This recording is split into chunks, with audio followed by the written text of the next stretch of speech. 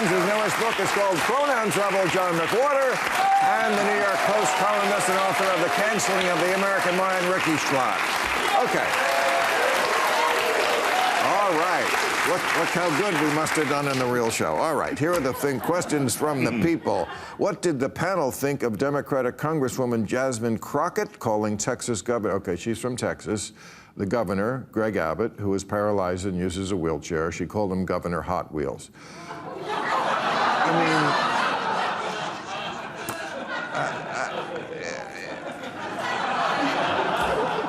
What do you think?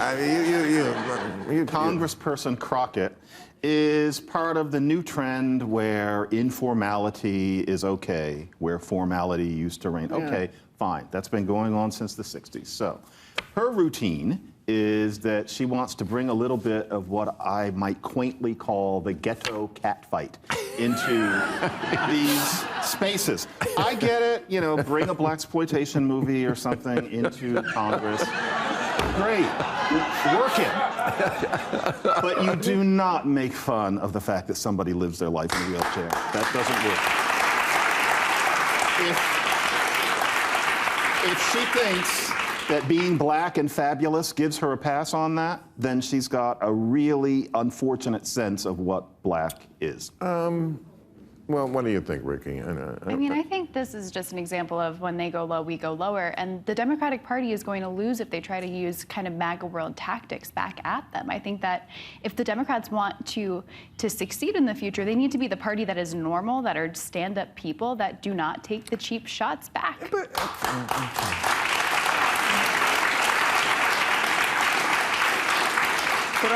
I don't know. I'm not that upset about it. I'm really not. You know why? Because I'm a big fan of Family Guy, and they have. Am I wrong? Every week. I mean, one of the characters, Joe the cop, is in a wheelchair, and every week there's 20 jokes about him being in a wheelchair, and nobody died. And like, I just think everybody has to, like, lighten up a little. Yeah, it's terrible to be in a wheelchair, but, you know, it's not like it's news to him. And I don't know.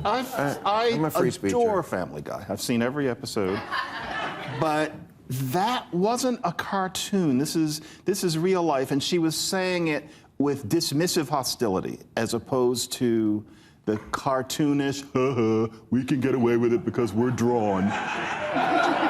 Jasmine Crockett is not drawn, and neither is Abbott. I see a distinction, although I see what you mean. Okay, all right. The heads of NPR and PBS testified before Congress this week amid accusations of liberal bias. Should the government continue to send taxpayer dollars to public broadcasters? Well, a little background here. I mean, they've been after them for, the Republicans have wanted to get rid of PBS for as long as I can remember. This crowd will probably do it.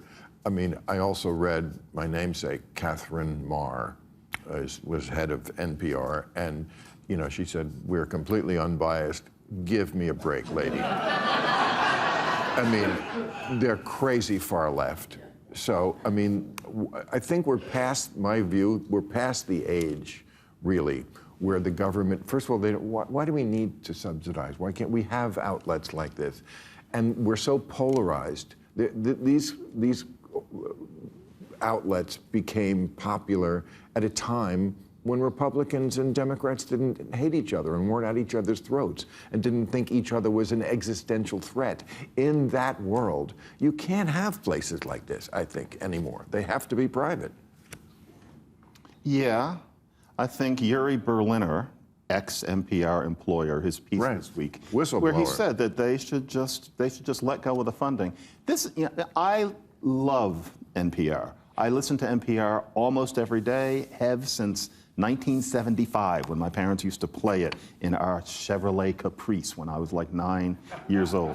I love it for its point of view, but since 2020, it has no longer been general. I remember in 2021, my then 9-year-old asked me, and of course she has no sense of context, I don't pump her full of things like this.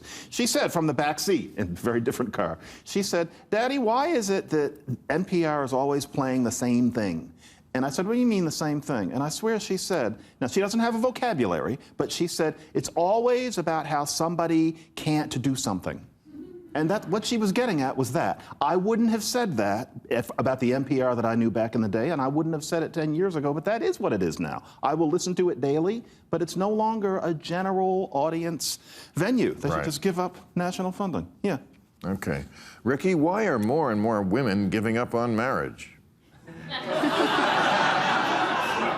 Really, I swear to God, that's what it says. And why is that directed to you? Are you giving up on marriage? No. Oh, no, you're not. No, I mean, I think though, there's a massive disconnect between the genders in my generation, and young men are going to the right, young women are going to the left. It's hard to kind of meet in the middle, and there's a lot of hostility between the genders at the moment, and so just like functionally finding a mate is difficult for a lot of young people, and then you add in dating apps and internet culture and incels and trad wives, and it's just a very confusing time.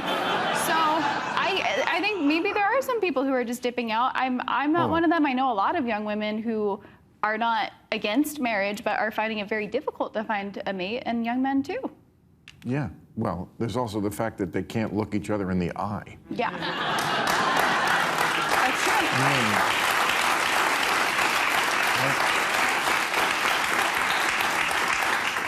I am not upset about being in the older generation.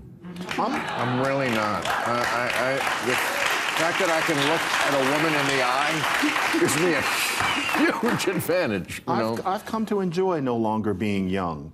Yeah, I like this age. This is good. Well, I like it. I'm only 39. Yeah, I mean, there are things about it that suck, like, you know, you're older. Those things. Yeah, but I wouldn't go back if I had to have my brain that I had when I was 30 there, making all those mistakes. Hell and no. I certainly wouldn't want to be in this era with, like you say, the incels, and everything happens on the phone. Oh, no.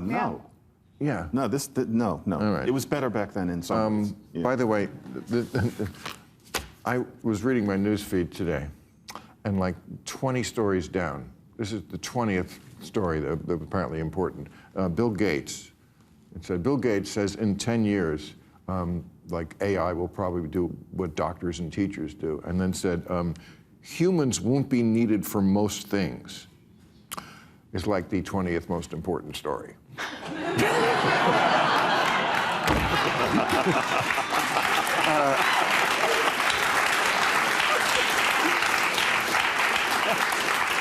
Humans won't be needed for most things. Your thoughts? I mean, I think there is something really concerning when you look at the Silicon Valley world, and a lot of these unelected tech leaders, a lot of them are kind of antisocial. They're not particularly pro-human in any way, and somehow these people are in control of this technology that's going to radically shape our future, and it's extremely disturbing to see them now kind of cozy with the White House, cozy with politicians in a way, and I mean, I think a lot of young people are very nihilistic because it's impossible to even know what jobs are going to be realistic in the future. At first they were saying truck drivers are going to be the first ones at risk, and now it's like, no, actually the knowledge economy people and the journalists are going to be the first ones at risk. Zuckerberg said, you know, the coding, a lot of that will be done very shortly by AI. Okay, but that's a lot of people. And 2 seconds ago they were telling everyone learn to code. Right. Yeah. You know, teaching is hard, and teaching well is hard, and there are always some people who are really devoted to it and are very good at it, but it's hard. We never have enough of them. We could never pay enough of them enough, frankly. I don't know if it would be such a terrible thing if AI could teach well, and we didn't have to deal with the teacher shortage, the fact that it's so hard to do it, the fact that ed schools are a mess, the fact that it's hard to agree on how to do it right. It never seems to really get better how to teach. And the people who are really good at it often are unique people where there's no way to build up to scale what it is that they're uniquely gifted at doing. Teachers out there, I'm sorry to say this, but I think all of you know what I'm talking about. I'm not sure if it would be such a bad thing if there were a dependable way for AI to impart information to every child. To be honest, that doesn't scare me. But what about the high school boys in Florida who are having sex with their hot teachers? What are they going to do? All right, we got to go. Thank you very much, everybody.